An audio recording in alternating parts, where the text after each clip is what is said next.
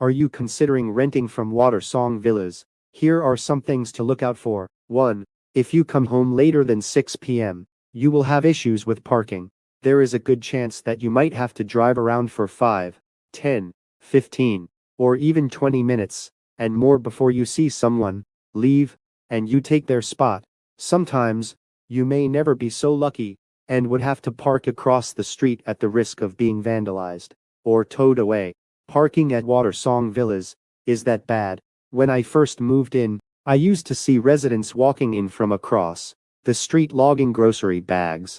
I thought they didn't have transportation, but later found out they had nowhere to park inside the complex. I usually come home late, and it was frustrating driving around forever looking for parking.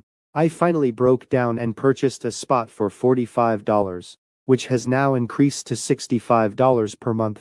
2. If you have family that may want to visit, visitors permit is on a daily basis, but you can buy one for $50 per month.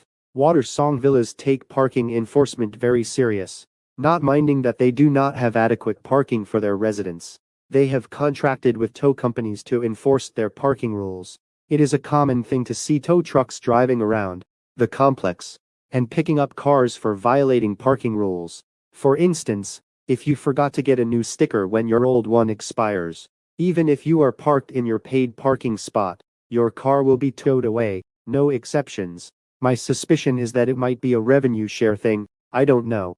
To see how bad parking is here, you might want to visit the complex at night and see it for yourself. 3. Next to parking problem is lax maintenance. For about 2 years, I have had leaking roof. I have submitted maintenance requests by email, by phone and in person. As I write this review, the problem is still not addressed. What they did was board up the main area where it leaks so the roof doesn't cave in.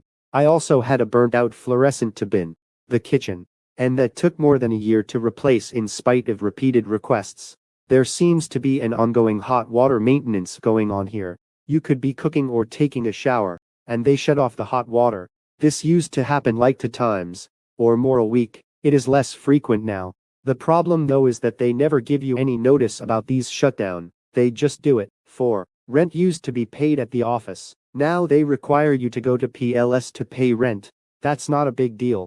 The problem is that you have to go withdraw the cash first and pay a $4 fee to PLS.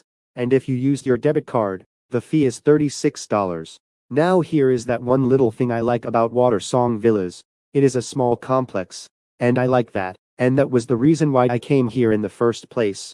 So that is my honest review of Watersong Villas based on my experience here, and now you know. My recommendation is think again.